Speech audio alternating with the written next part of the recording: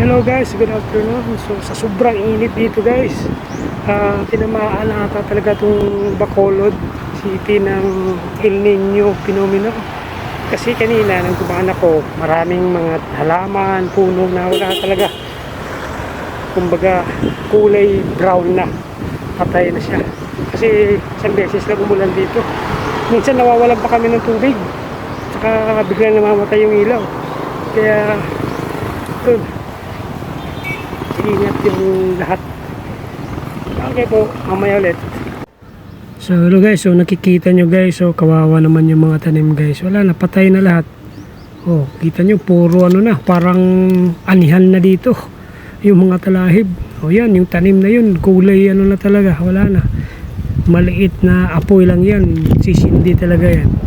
Oh, yung mga Carabao grass guys, wala na, patay na talaga. Tapos makikita mo naman yung kulay ng mga dahon ng ito, katulad na to, mga saging. Wala na. Ang sunog na talaga. Ayan o. Dahil sa El Nino phenomenon na yan.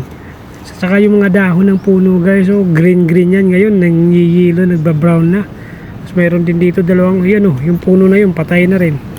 Wala na. Hindi na, babawi na lang yan pag umulan. Ayan, kulay orange na. Tapos yun, oh, patay na talaga yung puno na yun guys. Yan, oh, wala na.